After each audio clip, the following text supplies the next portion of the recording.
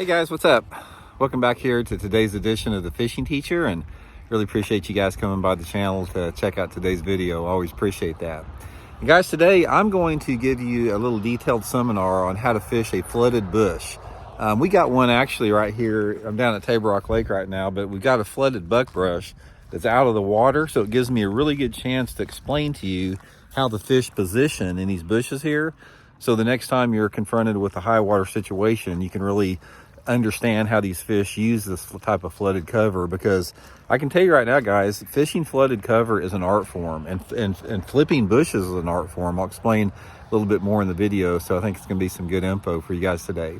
Also, you may have seen it on my other channel, guys. I just want to let you know that my Vexus 1980, the AVX 1980 aluminum boat that I'm running this year through Branson, West Marine, we're going to be selling this boat in June. So anyone out there interested in purchasing this boat, I'll put my Branson, West Marine and Powersports link in the description.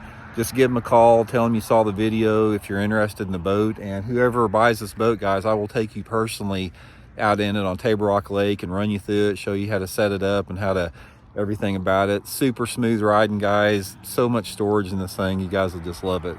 So anyway, link in the description for the Branson, West Marine and Powersports. It's only like 5 miles from Table Rock, so we can just run down to Table Rock and put it in the water if anybody wants to get this thing. Okay, guys, I'm going to turn the camera around and we're going to go over this bush here. So here is a common bush. This is called a buckbrush. Now, this is a common type of a bush that grows around a ton of lakes in the United States. Button bush or buckbrush, whatever you want to call them, but it's a real gnarly type of a bush. Like I said, usually grows right on the water's edge, and in the summertime they will leaf out and everything, but you can find them usually in correlation with around willows. Anytime you got willows, you usually have the buckbrush. But what I want to do, guys, is I want to show you where these fish position at and how you want to fish it, just assuming this bush is underwater here. Now, first of all, on a bush like this, a lot of it is going to be on how dense the bush is, because some bushes are going to be bigger or smaller. This is sort of an average size one. And based upon the water depth, the fish can use a lot of different areas on this particular thing. Now, sometimes the fish will get on the outside perimeter of it here, and they just they don't really get into the bush, but they just sort of stay on the outside edge.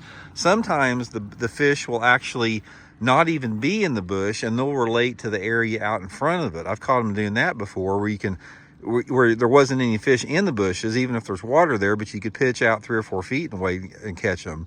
But the heart and the meat and the potatoes of this is right there, guys, at the base of it. The base of the bush right there, where the roots actually hit the water, is the sweet spot. Usually down there in the base, you've got some open areas, as you can see back there. And all the big fish you're going to catch are going to be right down there in that base area. So that's why when I'm pitching and flipping a bush like this, I'm pitching and flipping my bait usually right in the middle of it, goes right down into the thickest heart of it. Now that is the number one high percentage area. And like I said, they're occasionally going to be on some of the outside limbs, depending on how it's positioned. Now, also another consideration is how much water depth that you have in these bushes here, because if you've got a lot of water in them, say for example, if the water is flooded to the very top of them there, a lot of times these fish will suspend in the limbs here. And you may be able to pitch your bait down to the bottom there, never get a bite, and you reel it up and start shaking it midway in the limbs there, and you can catch fish with it. In general, the way that fish will use a bush like this is dependent upon the water clarity and the water depth. Ideally, for a bush like this, perfect scenario is you want about probably 3 foot of water in the bushes and about probably 1.5 feet, maybe 2 foot of visibility. That is ideal. If you have dirty water, the higher water bushes are not going to be as good. If you have dirty water, like less than 1 foot of visibility, look for these bushes to be shallower. Like look for the ones that are closer, farther up and less water depths. You don't want a big bush like this that has a lot of water in it if it's dirty. But if it's clear, you do. The clear water situation, say if you're on a clear water lake and you've got 4 foot of visibility, you want these bushes in as deep a water as they can get, because even if the water is flooded 5 or 6 feet deep over these bushes, if you have clear water, they're still going to be down there at the base of that bush. Okay, guys, a big element to success when you're flipping flooded bushes, there's 2 different things. Number one, is you have to really figure out where the fish are positioned within that bush. Now, a lot of times they can be random. You might catch one on the outside, down at the base of it, but in general, you're going to be able to usually pattern exactly where those fish are at. When I really get dialed into fishing flooded bushes, I can pretty much look at a bush and tell you or assess the potential that bush has and call my shots. So a lot of that just depends on the situations around that. But the main thing about that is pay close attention to where your bites are coming, and then really try to focus in on those type of areas. Because if you have a lake that has a lot of different flooded cover, you can't sit and make 10 casts in every single bush. You'll never cover any ground. You know, in general, if I'm fishing an area that has lots of flooded bushes, I'll usually make maybe 2 pitches into each bush, usually around the base area, and then move on to the next one. Especially if the water's cleaner. If the water's dirty, you know, maybe slow down a little bit more. Another thing about bushes, as far as how the bushes are set up on the lake, sometimes the point bushes are good. You know, they're setting up on points. Sometimes the ones like in the back of the coves are. Most of the time, the bushes that are on the points are going to be better in higher water situations, because the point bushes usually have less water on them, and the bushes that are in the back of a cove usually have the deepest water on it. So if you have marginal water depths, like where your water is, you know, starting to fall, and those bushes on the points don't have enough water in them, you can a lot of times move to the back of the coves and have suitable water depth in that, and vice versa. If the water's really high, the back of those coves get really flooded out, and it's not going to be that good, and the point bushes could be a little bit better.